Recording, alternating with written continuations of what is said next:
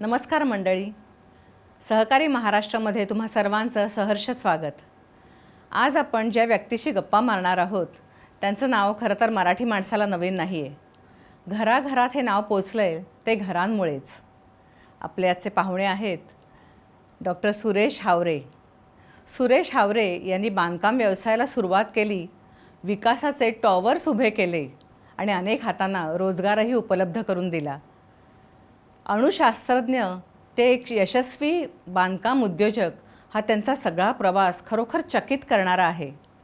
ह्या प्रेरणादायी प्रवासाची आपल्याला संपूर्ण प्रवास जर जाणून घ्यायचा असेल तर आपण आज त्यांच्याशी गप्पा मारूया.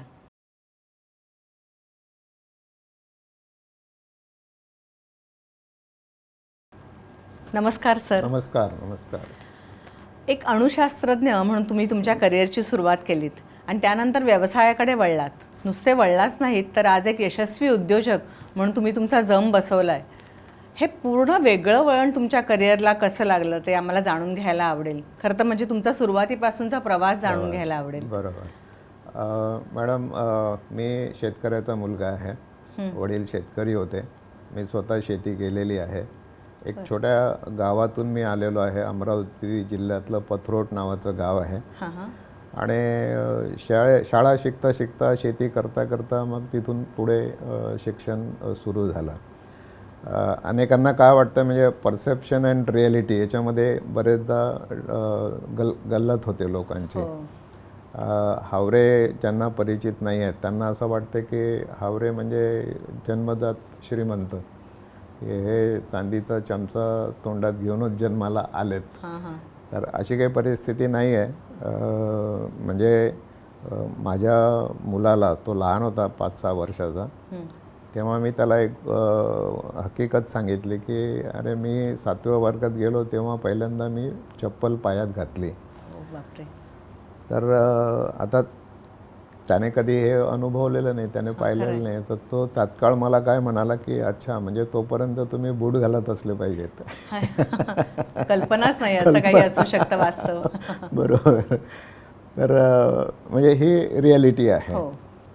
बॅकग्राऊंड फार्मिंगचं आहे, शेतीचं आहे. शेती म्हणजे कष्ट. त्या शेतीतूनच कष्टाचं जीवन जगण्याचं एक हे मला मिळालं. आणि मी इंजिनिअरिंग पास झालो LIT नागपूरमधून, केमिकल इंजिनिअरिंग. त्याच्यानंतर माझं सिलेक्शन झालं भाभा ॲटॉमिक रिसर्च सेंटरमध्ये ॲज अ न्यूक्लिअर इंजिनिअरिंगच्या कोर्ससाठी. तर तिथे पोस्ट ग्रॅज्युएशन मी न्यूक्लिअर इंजिनिअरिंगमध्ये केलं. आणि मग तिथे जॉब होता ॲज अ न्यूक्लिअर सायंटिस्ट म्हणून, तो जॉब जॉईन केला. शिक्षणाची आवड खूप होती म्हणून मध्यंतरी मी इतिहासामध्ये MA सुद्धा केलं.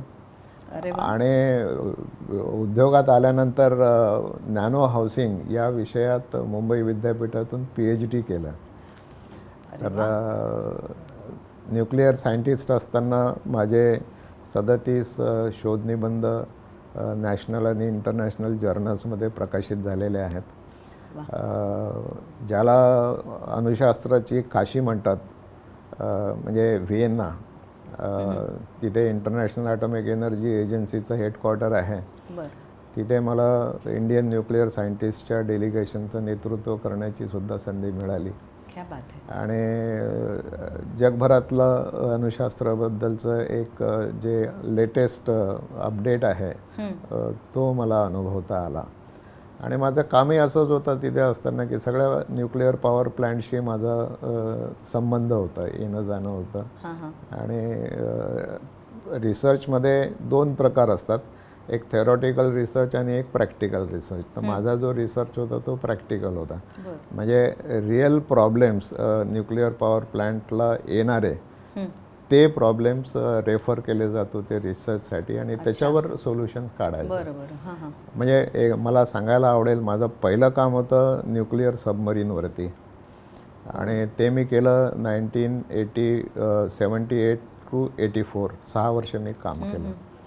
आणि काम झालं तेव्हा काही न्यूक्लिअर सबमरीन जन्माला आलेलं नव्हतं, म्हणजे बाहेर होतं, इंडियामध्ये नव्हतं. आणि स्ट्रॅटेजिकली आपल्याला न्यूक्लिअर सबमरीन द्यायला कोणी तयार नव्हतं. मग आपल्याला आपलंच बनवणं हे क्रमप्राप्त होतं. पण तेवढं सायन्स अँड टेक्नॉलॉजी डेव्हलप झालेलं नव्हतं. तर माझा रिसर्च मी केला, तो प्रसिद्ध झाला आणि कॉन्फिडेन्शियल रिपोर्ट म्हणून DRDO, नेव्ही आणि यांच्याकडे सगळ्यांकडे तो गेला. बरं. 2005मध्ये म्हणजे मला सांगायला आनंद अशासाठी वाटतो की आपल्या जीवनात, हयातीत आपलाच रिसर्च कुठेतरी प्रॅक्टिकली वापरला गेला, याचा जो आनंद असतो ना, तो वेगळा असतो. म्हणजे हा रिसर्च पहिलं जे इंडियन नेव्हीने न्यूक्लिअर सबमरीन लॉन्च केलं, INS अरिहंत, त्याच्यामध्ये माझा रिसर्च तिथे वापरला गेला. आणि ते जेव्हा मला समजलं तेव्हा माझ्या आनंदाला पारावार उरला नाही. आणि म्हणजे हे भाग्य फार कमी लोकांना लाभतं की आपल्याच हयातीत आपला रिसर्च वापरला जाणे. नाही तर तो 2-3 पिढ्यानंतर तो रिसर्च वापरला जातो, तो आपल्याला काही कळतही नाही वापरला नाही वापरला. पण हे माझं एक भाग्य होतं. पण हे सगळं करत असताना माझ्यासोबत माझा लहान भाऊ होता, सतीश, आर्किटेक्ट होता तो. म्हणजे त्याला गावावरून शिकायला मीच आणलं होतं. 12वीत नापास झाला होता म्हणून वडिलांनी त्याचं शिक्षण बंद केलं होतं. तर मी वडिलांना सांगितलं की हा इंग्रजीत नापास झालेला आहे, गणितात त्याला 93% मार्क आहेत, तर त्याला शिकवलं पाहिजे. वडील म्हणाले failure is a failure. Fail झाला की आपल्याकडे शेती आहे, गुरंढोरं आहेत, कामं आहेत, मलाही गरज आहे, तर आता याला शेतीत टाकू. मी त्यांना म्हटलं की याला घेऊन जाऊ का मुंबईत, तर ते म्हणाले घेऊन जा. तर मी आणलं त्याला, 12वी रिपीट करवलं, आर्किटेक्चरच्या कोर्सला त्याला ॲडमिट केलं, आर्किटेक्ट झाला. आणि मग आर्किटेक्चर प्रॅक्टिस करून करून एक संधी अशी आली की कुठल्या तरी सोसायटीचं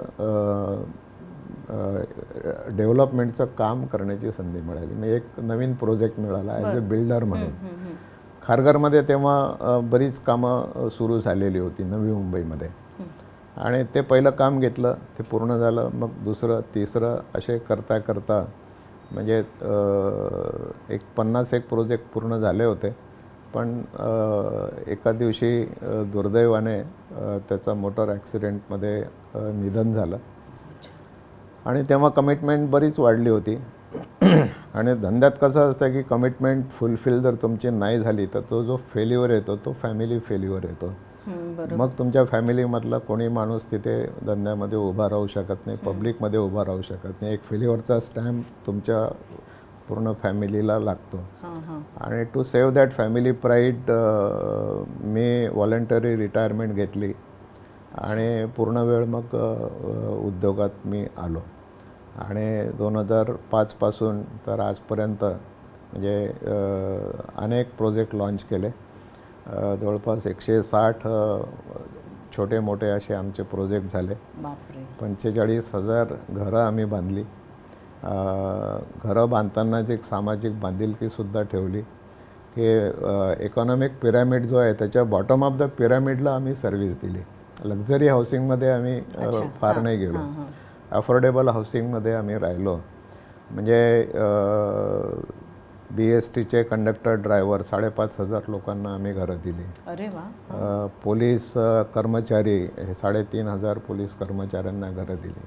एक प्रोजेक्ट आम्ही असा बांधला की जिथे चहाची टपरीवाले, वडापावची गाडीवाले, हे फळभाजी विक्रेते, रिक्षाचालक, इवन घरगुती धुणं भांडी करणारी महिला, अशांना 200 घरांचा प्रोजेक्ट होता, त्यांना घरं दिली. किती मोठी गोष्ट आहे. शहराला ह्याची गरज फार आहे. हो, म्हणजे त्याचं वैशिष्ट्य एक असं झालं की या लोकांचं ना कुठे बँकेत खातं नव्हतं. यांना कधी बँकिंग केलं नाही, लोन घेतलं नाही, फेडलं नाही, तर यांना कोणी बँक लोन द्यायला तयार नव्हती. तर आमची फायनान्स कंपनी होती, त्यातून यांना लोन दिलं. तर आमचे व्यवसाय बंधू म्हणायचे की अरे तुम्हाला धंदा करता येत नाही, धंदा फक्त प्रॉफिटसाठी करायचा असतो, तुम्ही जे काय करायला लागले ना त्यात तुम्ही डुबणार आहे. घरही तुम्हीच दिलं, त्याला कर्ज पाहिजे होतं तेही तुम्हीच दिलं, घरही तुमचं, फायनान्सही तुमचा, आणि त्याने कधी कर्ज घेतलं नाही, फेडलं नाही, तो कशाला देईल, तो तुम्हाला डुबवेल. आम्ही म्हटलं एक प्रत्येकाची धंदा करण्याची स्टाईल असते. गरीब माणसावर आमचा विश्वास आहे, आम्ही विश्वास ठेवला आणि आम्ही पुढे जातो आहे. आपल्याला सांगताना मला आनंद होतो की त्यातल्या एकही माणसाने एकही हप्ता बुडवलेला नाही. प्रत्येकाने पूर्ण रिपेमेंट केलं. आणि म्हणून मी नेहमी सांगतो की गरीब माणूस कोणाला फसवत नाही, फसवणाऱ्यांची जमात वेगळीच असते. Yes. तर तो भावाचा ॲक्सिडेंट झाल्यानंतर मग मला या व्यवसायाकडे वळायला लागला. तुम्ही एवढं अगदी वेगळ्या क्षेत्रात उडी घेतली असंच म्हणायला लागेल, कारण चालू जे काम होतं त्याच्यात. मग तेव्हा सुरुवातीला तुम्हाला काय आव्हानं आली समोर? कसं होतं, एक तर म्हणजे मी होतो युरेनियम, प्लुटोनियम, स्ट्रॉन्शियम, कॅडमियम या सगळ्या ह्याच्यामध्ये. आणि मी आलो इकडे रेती, खडी, माती, गिट्टी, सिमेंट या सगळ्यामध्ये. तर तो पण तरी मी बॅकग्राऊंडवर होतो. माझा भाऊ जरी होता तरी आम्ही दोघांनी मिळूनच उद्योग सुरू केला होता. मी बॅकग्राऊंडला होतो तेव्हा, लोकांना मी फार माहिती नव्हतं, पण मला सगळा उद्योग माहिती होता. पण तरी व्यवसायातले सगळे टक्के टोनपे जे होते ते मी अनुभवलेले नव्हते. तर त्याचे अनुभव आलेच, बरे वाईट अनुभव आले. वाईट पण आले आणि बरे पण आले. एक मला सांगायला आवडेल, मी नाव नाही सांगणार. एक व्यक्ती होती ज्यांचे पैसे आमच्याकडे शिल्लक राहिले होते. माझा भाऊ असतानाचा त्यांचा व्यवहार होता. तर माझ्या अकाउंटमध्ये दिसत होते. मी त्यांना म्हटलं की अरे तुमचे एवढे पैसे निघत आहेत असं मला दिसते आहे, मला जरा वेळ द्या, मी तुमचे परत करीन. तर ते म्हणाले नाही नाही, मला परत मिळालेले आहेत, ते लिहायचं राहून गेलं असेल तुमचं. आणि अमाऊंट छोटा मोठा नव्हता, 50 लाखाच्या वरती अमाऊंट होता तेव्हा. म्हणजे अशी माणसं पण मिळाली. अविश्वसनीय आहे खरं तर. अविश्वसनीय आहे, पण अशी माणसं सुद्धा मिळाली. आणि अशी पण मिळाली की तुमच्या भावाला मी एवढे पैसे दिले होते, माझं हे ॲग्रीमेंट होतं, मी एवढा करार केला होता, मला त्याने असं सांगितलं होतं. तर मी कोणाचंही देणं ठेवलं नाही. मी फक्त 2च गोष्टी सांगितल्या की एक तर काहीतरी डॉक्युमेंटरी एव्हिडन्स दाखवा, तुमचं ॲग्रीमेंट आहे, तुम्हाला देणे आहेत, किंवा मग कोणीतरी विटनेस असेल तर त्याला घेऊन या. आणि मी सगळ्यांची देणी बिणी सगळी परत केली आहे. पण पब्लिक कमिटमेंट जे होतं ते सावरणं गरजेचं होतं. It was saving the family pride. आणि म्हणून मी या व्यवसायात मग उतरलो. बरोबर. आणि ही जी नॅनो हाऊसिंगची संकल्पना तुम्ही राबवलीत, म्हणजे सामान्यांना परवडणारी घरं, ह्याच्या मागची प्रेरणा काय होती? नॅनो हाऊसिंगनं हे एक हाऊसिंगमधलं इनोव्हेशन होतं. आणि दिस हॅपन इन द इयर 2008. तुम्हाला मी आठवण करून देतो की 15 सप्टेंबर 2008ला एक जगामध्ये हादरा देणारी घटना घडली. आणि ती म्हणजे अमेरिकेतली एक मोठी इन्व्हेस्टमेंट बँक होती, लेमन ब्रदर्स.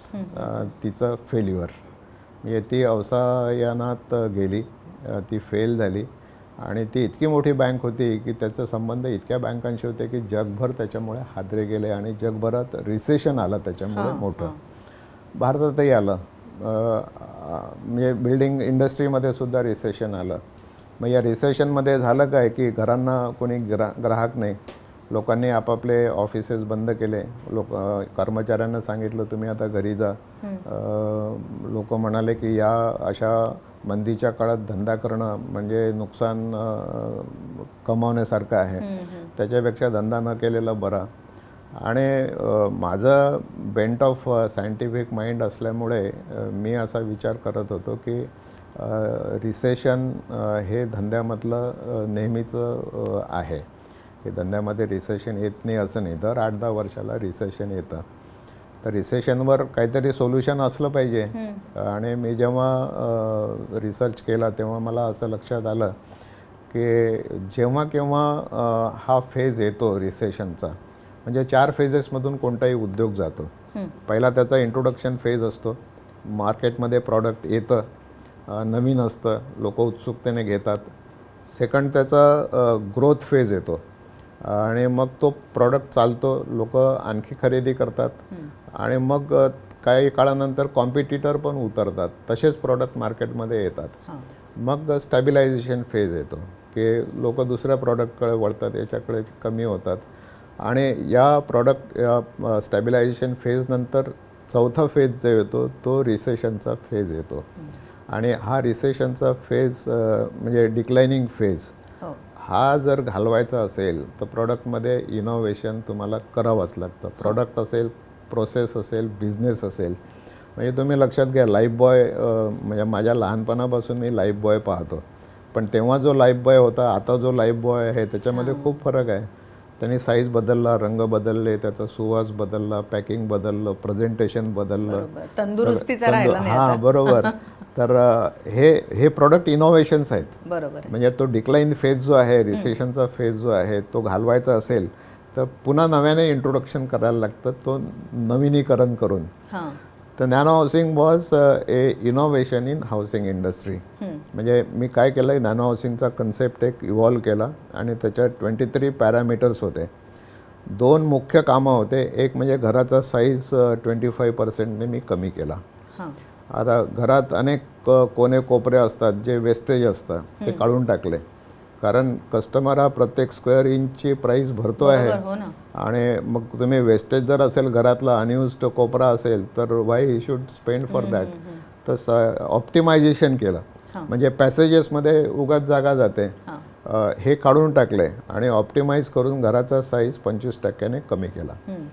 आणि टेक्नॉलॉजी, इंजिनिअरिंग, व्हॉल्यूम हे सगळं वापरून त्याचा रेट जो आहे तो 25% कमी केला. म्हणजे बल्क बाईंग जर तुम्ही केलं तर तुम्हाला स्वस्त मिळते, ॲडव्हान्स बाईंग केलं तर तुम्हाला स्वस्त मिळते. त्याच्यानंतर म्हणजे डिस्ट्रीब्युटरकडून घेण्यापेक्षा कंपनीकडून डायरेक्ट माल जर खरेदी केला तर तुम्हाला स्वस्त मिळतो. टेक्नॉलॉजी तुम्ही वापरली, स्पीड त्याच्यात येऊ दिला, त्याच्यामध्ये सेविंग जर केलं, तर हे सगळे 23 पॅरामीटर्स वापरून मी रेट 25% कमी केला आणि साईज 25% कमी केला. तर याची प्रत्येकाचा 1 रूम किचन, 1 BHK, 2 BHK परिणाम काय झाला की घराची किंमत 50%वर आली. आणि मग मी या रिसेशनच्या पिरियडमध्ये डिसेंबर 2008ला नॅनो हाऊसिंगचा पहिला प्रोजेक्ट मार्केटमध्ये लॉन्च केला. तुम्हाला सांगतो मी की पहिल्या दिवशी जेव्हा जाहिरात दिली मी, लोक प्रोजेक्टला यायला लागले. मी छोटा पेंडॉल तयार केला, 100-1 माणसं बसतील असा. पण पहिल्या दिवशी 1000 लोक आली आणि प्रत्येकजण चेक घेऊन आला 25,000चा बुकिंग करण्यासाठी. तर त्या पेंडॉलमध्ये लोक काही मावत नव्हती. मग रस्त्यावर लोकांची गर्दी झाली, रस्ता ब्लॉक झाला आणि मग RTO आले लोकांना रस्ता क्लिअर करण्यासाठी. आणि याची बातमी सगळ्या वाशी, नवी मुंबईमध्ये पसरली की हावरेच्या स्टॉलवर रिसेशनमध्ये हे काय चालू आहे. आणि मग लोकांचे ते चेक घ्यायला मला 3 दिवस लागले. सगळ्या लोकांचे 750 घरं होते आणि 1000 लोक होते. मग काही लोकांना वेटिंग लिस्टमध्ये ठेवायला लागलं. तर हा नॅनो हाऊसिंगचा प्रोजेक्ट याची म्हणजे शेवटी माणसाला काय घर पाहिजे, घर ही बेसिक नीड आहे, पण त्याच्या बजेटमध्ये त्याला पाहिजे आहे. हे 50% त्याची कॉस्ट झाल्यामुळे त्याच्या बजेटमध्ये आलं आणि बजेटमध्ये आल्याबरोबर मग त्याच्यावर उड्या पडल्या आणि म्हणून मग ते 750 घरं 3 दिवसात बुक झाले. आणि हा सक्सेस नॅनो हाऊसिंगचा सगळ्या मार्केटने अनुभवला. मग मी एकामागे एक असे नॅनो हाऊसिंगचे 4 प्रोजेक्ट लॉन्च केले. एक 2500 घरांचा होता, एक 1200 घरांचा होता, एक पुन्हा 700 घरांचा होता आणि 4ही प्रोजेक्ट असे सक्सेसफुल झाले. आणि लोकांनी मग मला अनेक ठिकाणी नॅनो हाऊसिंगचा कन्सेप्ट एक्सप्लेन करायला बोलवलं. तर मी मुंबई, नवी मुंबई, ठाणे, पुणे, नाशिक, नागपूर, कलकत्ता, बंगलोर, चेन्नई, हैदराबाद या ठिकाणी मी सगळीकडे गेलो आणि हा कन्सेप्ट मी मांडला. अनेकांनी तो ॲक्सेप्ट केला, आपले प्लॅन चेंज केले. काही लोकांनी तर आपली बिल्डिंग प्लिंथ बांधली होती, ती प्लिंथ पण तोडून टाकली आणि नव्याने प्लॅन चेंज करून इमारती बांधल्या आणि एव्हरीबडी वॉज सक्सेसफुल. म्हणजे हे जे होतं आणि याला एक स्ट्रॅटेजी मी वापरली होती, blue ocean strategy. Blue ocean strategy is a strategy for innovation. म्हणजे काय असतं की आपण जेव्हा धंदा इंट्रोड्यूस करतो तेव्हा ओशन जो असतो तो ब्ल्यू असतो, म्हणजे फेवरेबल असतो. ओशनची तुम्ही कल्पना करा की blue ocean.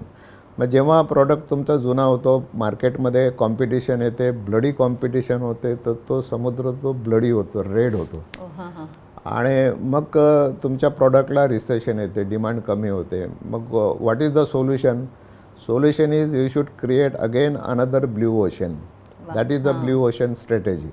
And how to do that by innovating your product processes आणि बिझनेस. तर हे एक ब्ल्यू ओशन स्ट्रॅटेजी मी त्याला वापरली आणि नव्याने इनोव्हेशन तयार केलं. त्याच्यात सक्सेस झाला. लोकांना घरं मिळाली, परवडणाऱ्या किमतीमध्ये घरं मिळाली आणि ऑफ लेट ते झाल्यानंतर मग मी त्याची थेअरी लिहिणं सुरू केलं आणि मुंबई विद्यापीठामध्ये अफोर्डेबल नॅनो हाऊसिंग या विषयात मी PhD केलं. वा. आधी केलं आणि मग त्याच्यावरती लोकांना सांगितलं. प्रॅक्टिकल आधी केलं, थेअरी नंतर केली याची. खूप छान. खरं तर मुंबई आणि आसपासच्या परिसरात आजही स्वतःच्या हिमतीवर जागा घेणं हे खूप कठीण आहे सर्वसामान्यांसाठी. बरोबर. तर त्यासाठी तुम्ही काही वेगळे उपक्रम म्हणजे ह्याच्या पलीकडे मी म्हणते काही राबवले का? हो हो. काय झालं, मुंबई आणि MMR रिजन आपण लक्षात घ्या. MMR रिजनमध्ये घरांची जी डिमांड आहे ती खूप आहे. मुंबईमध्येही खूप आहे. माणसांना आपण जिथे राहतो तिथेच घर पाहिजे असतं. पार्ल्यातला माणूस पार्ल्याच्या बाहेर जात नाही, मुलुंडचा माणूस मुलुंडच्या बाहेर जात नाही, दादर शिवाजी पार्कचा दादर वेस्टला पण जात नाही, तर त्याला तिथेच पाहिजे असतं. पण किमती त्याच्या बजेटमध्ये नसल्यामुळे मग त्याला जावं लागतं. आता रिडेव्हलपमेंटचं एक उदाहरण तुम्हाला मी सांगतो. आम्ही अनेक रिडेव्हलपमेंटचे प्रोजेक्ट्स आता करतो आहे. मुंबईमध्ये 1 रूम किचनचं घर आज मार्केटमध्ये कोणीही बांधत नाही. हावरे फक्त बांधतात. आम्ही 1 रूम किचन सोडलं नाही, कारण आमचा बेस जो आहे ना तो बॉटम ऑफ द पिरॅमिड, तो माणूस आमचा बेस आहे. आम्ही माणसांसाठी घरं बांधतो, आम्ही पैशांसाठी घरं बांधत नाही. आमचा फोकस माणसांवरती आहे, बाकी सगळ्यांचा फोकस पैशांवरती आहे. बिल्डर साईटवर जात नाही 99%. आम्ही सदा सर्वदा साईटवर आमच्यात जातो आणि कस्टमर्सला भेटतो. बिल्डर कस्टमरला भेटत नाही. त्याला विचारा तुम्ही कोणाकडून घर घेतलं, तू भेटला का त्याला? तो भेटलेलाच नसतो. सगळं झालेलं असतं पण त्याला भेटताच येत नाही, कारण भेटायची सोयच नसते काही. आम्ही सगळ्यांना भेटतो. माणुसकी हा धर्म आपण व्यवसाय करताना सुद्धा पाळला पाहिजे. नुसतं पैसा कमवणे हा उद्देश कधी ठेवू नये. आणि गरजा पण कळतात ना, काय बरोबर. आणि त्याच्यामुळे ना होतं काय की एकमेकांशी संवाद असल्यामुळे आमच्या कंपनीवर आजपर्यंत एकही कोर्ट केस नाही, एकही पोलीस केस नाही, एकही रेरा केस नाही. म्हणजे मी असं म्हणतो की वकिलांवर खर्च करण्यापेक्षा ग्राहकांवर खर्च करा. त्याची जी कंप्लेंट असते ना त्याचा खर्च वकिलाच्या खर्चापेक्षा कमी असतो. आणि तो जर आपण केला तर तो सुखावतो. आणि 1 रूम किचन कोणी बांधत नाही, 1 BHK कोणी बांधत नाही. म्हणून मराठी माणूस मुंबईच्या बाहेर फेकला जातो आहे. त्याचं बजेट 2 BHK 3 BHKचं नाही आहे. 2 कोटी आणि 4 कोटीचं घर तो घेऊ शकत नाही. आम्ही जे घरं बांधतो ते 60 लाखापासून 1.5 कोटीपर्यंतची मुंबईत रिडेव्हलपमेंटमध्ये सुद्धा घरं बांधतो. आणि जे आम्हाला विश्वासाने प्रोजेक्ट देतात की आम्हाला मराठी माणसालाच प्रोजेक्ट द्यायचा आहे, आम्ही ते निर्माण करतो, कमीत कमी वेळामध्ये करतो, क्वालिटी प्रोजेक्ट करतो आणि तिथे राहायला येणारी माणसं 90% मराठी असतात. हा आमचा अनुभव आहे. मराठी माणूस जर मुंबईत टिकवायचा असेल ना तर त्याच्या बजेटमधली घरं मुंबईत बनवली पाहिजे. पण हे कोणी कायद्याने रेग्युलेट नाही करू शकत. तुम्ही एखाद्या बिल्डरला म्हणू शकत नाही की तू 1 रूम किचन बनवलं पाहिजे. म्हणता येत असेल तर तसं बघावं, रेग्युलेटरी ऑथॉरिटीने सुद्धा बघावं की 1 room kitchen is a need of people. तर नाही तर तो फेकला जातो बाहेर. आणि म्हणून तो मग बाहेर जातो, वसईला जातो, विरारला जातो, कुठे जातो, त्याला इलाज नाही, असा तो बाहेर फेकला जातो. आणि म्हणून आम्ही काय केलं की आम्ही सदा सर्वदा 1 रूम किचन 1 BHK छोटी घरं आणि नॅनो हाऊसिंगमुळे आणखी छोटी झाली तर ते बजेटमधली घरं आम्ही बांधणं सुरू ठेवतो. आमचा प्रोजेक्ट म्हणजे कन्स्ट्रक्शनमध्येच फुल होतो, लोक वेटिंगमध्ये असतात. एक आता शिळफाटाला मी प्रोजेक्ट लॉन्च केला, 2800 घरांचा प्रोजेक्ट आहे. आणि ज्या दिवशी मी लॉन्च केला, मी अनाऊन्स केलं की 8 वाजेपासून आमचं बुकिंग सुरू होईल, तर रात्री 8-10 वाजेपर्यंत चालेल. सकाळी 4 वाजेपासून लोक लाईन लावून तिथे प्रोजेक्टमध्ये बुकिंग करण्यासाठी आले फॅमिलीसहित. आणि पहिल्याच दिवशी 1250 घरांचं बुकिंग झालं. हा मुंबईमधला रेकॉर्ड आहे. बिल्डरांमधला रेकॉर्ड आहे. कोणाचीही एवढी घरं एवढ्या गतीने आजपर्यंत बुकिंग झालेलं नाही आहे. तर म्हणजे हे कशामुळे, तर हे विश्वासार्हतेमुळे. म्हणजे एकही माणूस, आता 45,000 लोकांना मी घरं दिलेली आहेत, पण एकही माणूस असा नाही की ज्याने आमच्याकडे बुकिंग केलं, पैसे दिले, घराचं सांगितलं आणि त्याला घर मिळालं नाही, असा एकही माणूस नाही. वा. हा रेकॉर्ड आहे, ही डिलिव्हरी आहे, हे परफॉर्मन्स आहे. आणि या परफॉर्मन्समुळे मग तो ब्रँड तयार झाला. ब्रँड प्रॉमिसमुळे तयार होत नाही, तो परफॉर्मन्समुळे तयार होतो. नुसते ॲडव्हर्टाइजमेंट करत राहा, PR करत राहा, छापत राहा आणि त्याने ब्रँड तयार होईल असं होत नाही. बरोबर. तुम्हाला परफॉर्म करायला लागतं. मला तेच विचारायचं होतं की काही मराठी उद्योजक किंवा कोणी तरुण उद्योजक जर बांधकाम व्यवसायाकडे वळत असतील तर स्वतःचा ब्रँड निर्माण करण्यासाठी त्यांना तुम्ही काय सांगाल? त्याने ना परफॉर्मन्सवर लक्ष दिलं पाहिजे. आणि उद्योग करताना सगळ्यात महत्त्वाचा घटक जो आहे तो विश्वास हा सगळ्यात मोठा घटक आहे. म्हणजे आपण वामानारी पेठेकडे जातो, तो म्हणतो की 24 कॅरेटचं सोनं आहे आणि ते दागिना तुम्हाला देतो आहे. आपल्याला काही समजत नाही 24 कॅरेट आहे का 22 कॅरेट आहे. आपल्याकडे काही यंत्र पण नाही आहे ते तपासण्याचं. पण आपण कशावरून ते घेतो 24 कॅरेट तो सांगतो आहे. विश्वास वामनहरे पेठेवर आहे. असा विश्वास हावरेंवरती आहे की हे गुणवत्तेचं सांगतायत, क्वालिटीचं घर असेल, याच्यात क्वालिटी सगळी वापरलेली असेल. आणि हा विश्वास over a period of time निर्माण होतो. तो तुमच्या परफॉर्मन्सने निर्माण होतो, प्रॉमिसेसने निर्माण होत नाही. आणि ते तर तुम्ही वर्षानुवर्षे परफॉर्म करत गेले तर मग तुम्हाला धंद्यात कुठेही थांबायची गरज नाही. आता टाटा ब्रँड आहे, टाटाला फार ॲडव्हर्टाइजमेंट करायला लागत नाही. तर तो कशामुळे झाला? तो परफॉर्मन्समुळे झाला. तो ब्रँड तयार झाला. ब्रँड उद्योगामध्ये तयार करण्याकडे आपण लक्ष दिलं पाहिजे. एकदा ब्रँड तयार झाला की मग तुम्हाला फार काही मेहनत करायची गरज पडत नाही, पण तो ब्रँड टिकवायला लागतो. त्याच्यासाठी मेहनत करायला लागते. गुणवत्ता तेवढी टिकवायला लागते. येस, बरोबर आहे. सर, तुम्ही सहकार क्षेत्रातही काम केलं आणि कॉर्पोरेटमध्येही काम केलं, तर ह्याचा ताळमेळ कसा साधलात? कसं आहे, सहकार आणि कॉर्पोरेट फरक काय आहे? तर सहकारामध्ये सामूहिक मालकी आहे, म्हणजे समाजाची मालकी आहे, सगळ्यांची एकत्रित मालकी आहे. आणि कॉर्पोरेटमध्ये काय वैयक्तिक मालकी आहे. तर तिथे डिसिजन घेणारा एकटाच आहे. तिथे नफा नुकसान सोसणारा एकच जण आहे. इथे सहकारामध्ये काय की डिसिजन घेणारे अनेक जण आहेत, नफा नुकसान सोसणारे अनेक आहेत. तिथे जर नुकसान झालं तर पर हेड नुकसान कमी होतं. इथे कॉर्पोरेटमध्ये नुकसान झालं तर पर हेड नुकसान खूप मोठं होतं. तर त्याच्यामुळे दोन्ही ठिकाणी निर्णय प्रक्रिया भिन्न आहेत, काम करण्याची पद्धती भिन्न आहे. इथे डेमोक्रॅटिक वातावरण आहे, इथे ऑटोक्रॅटिक वातावरण आहे. मी जे म्हणेल ते माझ्या कॉर्पोरेटमध्ये मी डिसाईड करू शकतो, इथे तसं नाही करू शकत. इथे डेमोक्रॅटिक सिस्टमने तुम्हाला जायला लागतं. पण समाजाचा विकास जो आहे ना तो कोऑपरेटिव्हमध्ये अधिक होतो, कारण त्याच्यात सर्वसामान्य माणूस सहभागी होतो. सर्वसामान्य माणूस कॉर्पोरेटमध्ये सहभागी नाही होऊ शकत, तो कोऑपरेशनमध्ये सहभागी होऊ शकतो. आता तुम्ही पश्चिम महाराष्ट्रातली प्रगती बघा ना किती झालेली आहे. आणि ही सगळी प्रगती सहकाराची आहे. जिथे जिथे माणसं सहकाराने एकमेकांच्या मदतीने काम करायला लागले, शिकले आणि सक्सेसफुल झाले, तिथे सहकार फोफावला आणि प्रगती झालेली आहे. जिथे हे नाही झालं तिथे प्रगती नाही झाली. तुम्हाला पश्चिम म्हणजे मराठवाडा, विदर्भ हे मागे दिसतील, कारण इथे कोऑपरेटिव्ह सेक्टर मोठ्या प्रमाणात नाही निर्माण झाला, कमकुवत आहे. आणि म्हणून तिथली प्रगती कमी आहे. पश्चिम महाराष्ट्राची प्रगती का आहे तर कोऑपरेटिव्हमुळे आहे, सहकारामुळे आहे. आणि म्हणजे 90% कारणीभूत सहकार आहे तिथल्या प्रगतीला. आणि इथल्या अप्रगतीला 90% सहकार, संघटन नसल्यामुळे असहकार कारणीभूत आहे. तर इथे जर म्हणजे प्रगती जर पाहिजे असेल तर तुम्हाला सहकाराशिवाय पर्याय नाही. सहकारात तुम्हाला जावंच लागेल, कारण सहकारामध्ये मास इन्व्हॉल्वमेंट होते, सर्वसामान्य माणसाची इन्व्हॉल्वमेंट होते आणि मोठ्या प्रमाणात इन्व्हॉल्वमेंट होते. तो सगळ्या समाजाला टच करू शकतो. सहकाराचं महत्त्व ते आहे. हाच धागा पकडून मला मगाशी तुम्ही रिडेव्हलपमेंटच्या संदर्भात बोललात की पुनर्विकास केला जातो, तर अनेक सोसायट्या आपण असं बघतो की स्वयं विकास करण्याकडे त्यांचा कल आहे, म्हणजे सर्वांनी एकत्र येऊन करावं.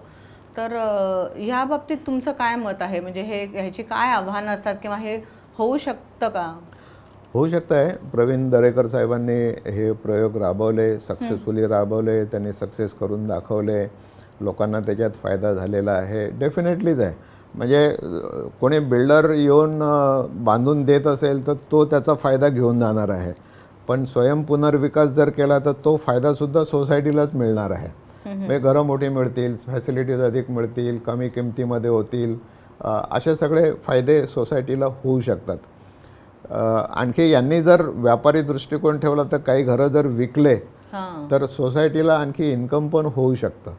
म्हणजे साऊथ मुंबईमध्ये काही सोसायट्या अशा आहेत की ज्या मेंबर्सला दर महिन्याला जे मेंटेनन्स द्यायला लागतं भाडं, म्हणजे मेंबर सोसायटीला देतो दर महिन्याला, त्याच्याऐवजी सोसायटी मेंबरला दर महिन्याला पैसे देते. एवढं फायद्यात आलं सगळं. हां, म्हणजे त्यांनी वापर केला आहे. स्वतः सोसायटी डेव्हलप करून सोसायटीचे इन्कमचे सोर्सेस त्यांनी काढले आणि वाढवले. त्या इन्कममधून लोकांना ते डिव्हिडंड देतात. अरे म्हणजे हे स्वयंपुनर्विकास धोरण जर वापरलं तर हे होणं शक्य आहे. पण कसं आहे की काळजी घ्यायला लागतच असेल ना येस काळजी घ्यायला लागते, कारण शेवटी अर्थकारण आहे. हो, म्हणजे मोठ्या प्रमाणात अर्थकारण आहे. त्याच्यात जराही गडबड जरी झाली की ते कोलमडल्यासारखं झालं समजा. बरोबर. आणि म्हणून म्हणजे तेवढ्या इमानदारीचे लोक असले पाहिजेत, प्रामाणिकपणे काम करणारी लोक असली पाहिजेत. हे घरचं खाऊन लष्कराच्या भाकरी भाजण्यासारखं काम आहे. ते इमाने इतबारे केलं पाहिजे. लोक शेवटी तुम्हाला दूषणं देणार, शिव्या देणार, ते ऐकायची तयारी असली पाहिजे. तर हे सगळं झालं सोल्युशन तर तसं निर्माण होऊ शकतं, यशस्वीपणे होऊ शकते आणि त्याच्यात अनेकांचा फायदा आहे, ग्राहकांचा फायदा आहे. पण ज्यांना हे जमणार नाही त्यांना बिल्डरकडे जाण्याशिवाय पर्याय नाही. जिथे कोऑपरेशन नाही आहे, जिथे सोसायटीमध्ये आधीच 4 गट पडलेले आहेत आणि भांडाभांडी सुरू आहे, तर तिथे ते शक्य नाही आहे. तिथे त्यांना बिल्डरशिवाय पर्याय नाही. तर अशी परिस्थिती आहे. आजकाल आपण बघतो की तंत्रज्ञानाची मदत सर्व क्षेत्रांमध्ये घेतली जाते. तर ह्या किंवा नवीन तंत्रज्ञान आणि डिजिटलायझेशन ह्याचा वापर आपण सर्व क्षेत्रांमध्ये आज खूप मोठ्या प्रमाणावर बघतोय. तर बांधकाम क्षेत्रातही त्याच्यामुळे काही फरक पडलेला आहे का? हो, खूप फरक पडलेला आहे. म्हणजे काय झालं, मार्केटिंग टोटली बदललं. आता मार्केटिंग डिजिटल मार्केटिंग झालेलं आहे. म्हणजे न्यूजपेपरमध्ये, टी व्हीवरती जाहिराती बांधकाम क्षेत्राचे कमी झाले आहेत आता, कारण त्याच्यातून रिझल्ट जे येत आहेत ते कमी येत आहेत. मग रिझल्ट कशातून येतात तर डिजिटल मार्केटिंगमधून रिझल्ट येतात. डिजिटल मार्केटिंग फोकस झालेलं आहे. म्हणजे मला प्रोजेक्ट लॉन्च करायचं आहे, 1 कोटीच्या वर घरांची किंमत आहे, तर 1 कोटी घर घेणाऱ्याची कॅपॅसिटी जी आहे, समजा त्याचा पगार 4 लाख 5 लाख रुपये असला पाहिजे, तर असा डेटा मला मिळतो डिजिटली की जे 4 लाखाच्या वरती पगार आहेत त्यांनाच मग मी पाठवतो. ज्याचा 15,000 रुपये पगार आहे त्याला पाठवून मला काही उपयोग नाही. तर ही फोकस झालेली आहे, कॉन्सन्ट्रेटेड झालेली आहे. डिजिटल मार्केट वाढलेलं आहे आणि आता मार्केटिंग टोटली बदललेलं आहे रिअल एस्टेट क्षेत्रामध्ये सुद्धा. त्याच्यानंतर स्पीड आलेला आहे, नवीन टेक्नॉलॉजी आलेली आहे, AI चा वापर सुरू झालेला आहे. आधी माणसं कॉल करायचे आणि माणसं उत्तरं द्यायचे.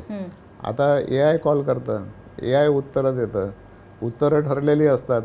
या प्रोजेक्टमध्ये हे 40 प्रश्न आहेत आणि हे 40 उत्तरं आहेत, तर मग माणसाला थांबायची गरज नाही. ती 24 तास AI चालू असतं आणि ते तुमच्या भाषेत, तुम्ही मराठीत विचारलं मराठीत, तमिळमध्ये विचारलं तमिळमध्ये, हे सगळं AI ची टेक्नॉलॉजी आता जी आलेली आहे, तर त्याच्यामुळे हा रीच वाढलेला आहे आणि इकॉनॉमिक पण झालेला आहे. टेक्नॉलॉजी आणि हे जे झालेलं आहे ते परवडण्यासारखं पण झालेलं आहे. पण ह्याच्यामुळे कुठले मोठे बदल भविष्यात दिसू शकतात असं तुम्हाला वाटतं, या तंत्रज्ञानाचा अधिकाधिक वापर केल्यामुळे? बघा, म्हणजे जिथे आता इमारत बांधकाम तर मजुरालाच करायला लागेल, त्याच्यात तर काही बदल होणार नाही. मशिनरी बदलतील, इक्विपमेंट बदलतील, स्पीड येईल, पण बांधकाम करणारा ते मटेरियल तर तेच आहे, सिमेंट तेच आहे, स्टील तीच आहे, मजूर तोच आहे. त्यांची गरज कमी होऊ शकते का? मला नाही वाटत. काही लोकांनी प्रयत्न केला रेडीमेड हाऊसिंग चा, म्हणजे फॅक्टरी मेड हाऊसिंग, की आपण हे कॉलम, स्लॅब, भिंती ह्या सगळ्या फॅक्टरीमध्ये बनवू आणि इथे आणून असेंबल करू. पण तो फार सक्सेसफुल नाही झाला. काही प्रमाणात आहे तो, म्हणजे त्याला आता शिर्केने केलं, नवी मुंबईतही काही बिल्डिंग अशा बांधलेल्या आहेत, लोक राहत आहेत, पण त्याला फार सक्सेस नाही मिळाला, असं माझं एक ऑब्झर्वेशन आहे. म्हणजे याचा आधुनिक डिजिटलायझेशन, अनेकांना AI ची भीती वाटायला लागते. AI मध्ये सगळं जग बदलेल आणि सगळे जॉब जातील आणि हे सगळं जे विचार करतात लोकांना, तसं काही होणार नाही आहे. असं कॉम्प्युटर जेव्हा आले पहिल्यांदा तेव्हाही अशीच भीती निर्माण झाली होती की अरे आता कॉम्प्युटर आला, मग माणसांचे जॉब जातील, नोकऱ्या जातील, लोक बेकार होतील. ते कॉम्प्युटर आल्यानंतर नवीन नोकऱ्या तयार झाल्या. म्हणजे जे कॉम्प्युटर शिकले ते कामात लागले, वाढले. असंच AI will not replace you, but AI engineers will replace you. म्हणजे तुम्ही जर AI इंजिनियर झाले तर तुम्हाला रिप्लेसमेंट काही नाही आहे. म्हणजे तुम्हाला AI शिकायला लागेल. तुम्ही जर AI शिकले तर तुम्हाला रिप्लेसमेंट काही नाही आहे, तुम्हीच रिप्लेसमेंट आहात. तर नवीन तंत्रज्ञान जे येतं ना, ते अवगत केलं पाहिजे, आत्मसात केलं पाहिजे.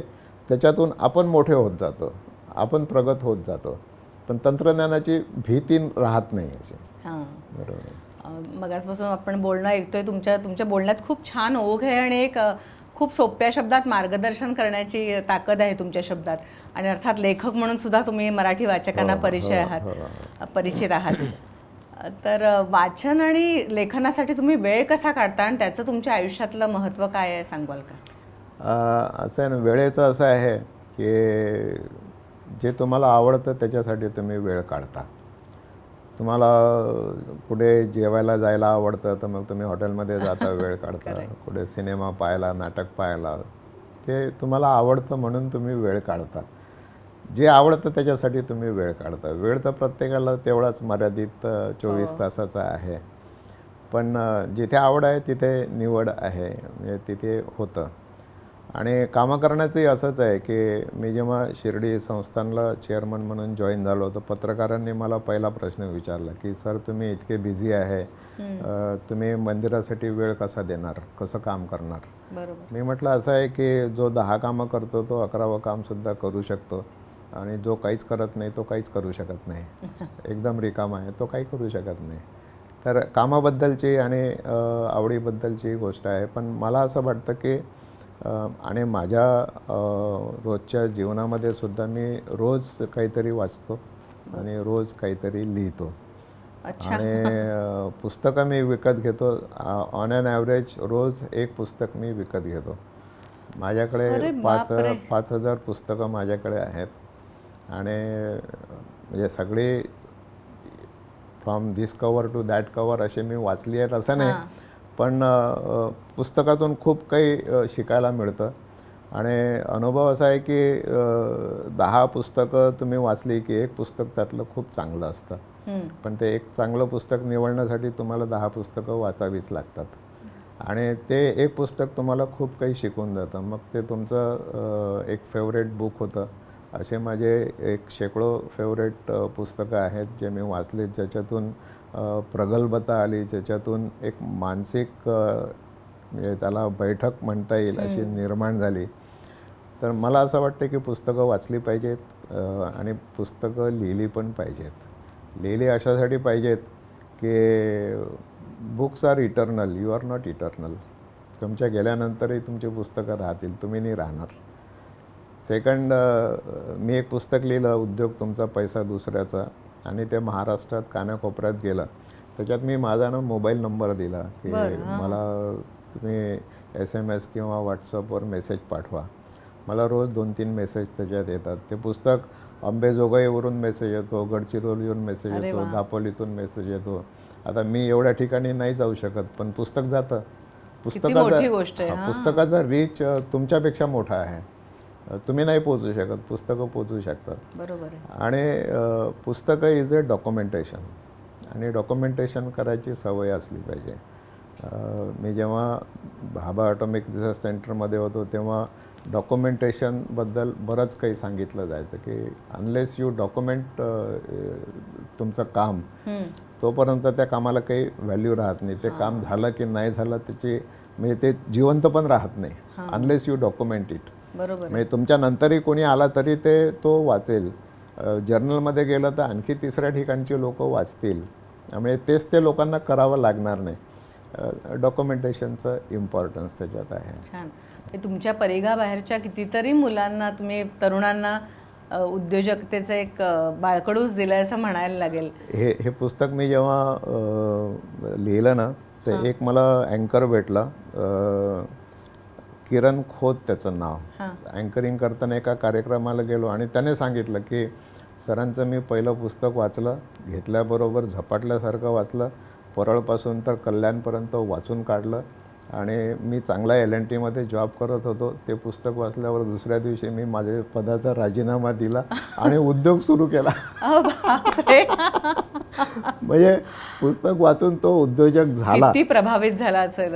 माझे एक मित्र आहेत भोसले नावाचे, म्हणजे शिर्डीला मी असताना ते शिर्डी एअरपोर्ट मी सुरू केलं मी माझ्या काळामध्ये असताना. तर त्याचे ते एअरपोर्ट डायरेक्टर होते त्या तिथल्या एअरपोर्टचे. तर बरेच दिवस झाले काही बोलणं नाही. तर मी एकदा फोन केला त्यांना की म्हटलं कुठे आहे काय आहे, मला जरा एअरपोर्टचं काम आहे. ते म्हणे अरे मी नोकरी सोडली, आता मी आता धंदा सुरू केला. म्हटलं कसं काय? तर म्हणे तुमचे सगळे पुस्तकं वाचले आणि मी धंदा सुरू केला. आता मी उद्योग करतोय, चांगला उद्योग चालू आहे, काय काय करतायत वगैरे. पुस्तकाचा परिणाम होतो, लोकांना प्रेरणा मिळते. आणि मी असं पाहतो की एका माणसाला जरी प्रेरणा मिळाली तरी बुक इज अ सक्सेस. छान. खरं म्हणजे तुमची पुस्तकं वाचणं हाच एक यशाचा मंत्र मिळाल्यासारखा आहे. तरीही मी विचारेन की मराठी तरुणांना किंवा ज्याला कुठलाही उद्योग, बांधकाम व्यवसायच नाही, उद्योग करायचा असेल, स्वतःचं नाव निर्माण करायचं असेल, यशस्वी व्हायचं असेल, तर तुम्ही थोडक्यात काय एक मंत्र सांगाल यशाचा? बघा, यशासाठी तुम्हाला 3 गोष्टी लागतात. तुम्हाला नॉलेज असलं पाहिजे, तुम्हाला टॅलेंट असलं पाहिजे आणि हार्डवर्क करण्याची तयारी असली पाहिजे. आता याच्यामध्ये समजा नॉलेज तुमच्याकडे नाही आहे तर दॅट कॅन बी ॲक्वायर्ड. तुमच्याकडे टॅलेंट नाही आहे तर ते तुम्ही डेव्हलप करू शकता. पण तुमच्याकडे हार्डवर्क करण्याची तयारी जर नाही आहे तर तुम्ही काहीही करू शकत नाही, तुम्ही यशस्वी होऊ शकत नाही. हार्डवर्कला काही पर्याय नाही, ऑप्शन नाही. हार्डवर्क करण्याची तुमची तयारी असलीच पाहिजे. ही पहिली गोष्ट असली पाहिजे. दुसरं, आता नोकऱ्यांच्या मागे लागण्यापेक्षा धंद्याच्या मागे लागलं पाहिजे, उद्योगाच्या मागे लागलं पाहिजे. नोकरीमध्ये ना तुमची नोकरी तुमच्या आयुष्यभर फक्त तुमच्यासाठी आहे, पण धंदा जर तुम्ही केला तर तो 7 पिढ्यांसाठी आहे. तुमच्यानंतर तुमच्या मुलाला नोकरी शोधायची गरज नाही, तो धंद्यावर लगेच बसतो. त्याच्यानंतर त्याचा मुलगा बसतो. म्हणजे हा धंदा जर तुम्ही केला तर पिढ्यानुपिढ्याची तुम्ही सोय लावताय. नोकरीमध्ये फक्त तुम्ही एकट्याची तुमची सोय लावताय आणि इतरांच्या अनेकांच्या उदरनिर्वाहाची पण सोय होतेच ना. हो. एक छोटा मुलगा आहे, मी आता माझ्या गावी गेलो होतो, त्याने धंदा काय सुरू केला तर हे सोशल मीडियावर आपल्याला पोस्ट टाकायचे असतात. पॉलिटिशियन्स सगळ्यांना टाकायचे असतात, बिझनेसमॅनला टाकायचे असतात. आपल्याला काही वेळ नसतो तर तो पोस्ट क्रिएट करून देतो तुमच्या नावाची आणि मग तोच लोड करून देतो आणि महिन्याला 4,000 रुपये घेतो तुमच्याकडनं. रोज एक पोस्ट टाकतो, त्यालाही काम मिळालं, तुमचंही काम झालं. असे त्याला 50 ग्राहक भेटले, त्याचे 2 लाख रुपये महिन्याला त्याची छोटे छोटे धंदे.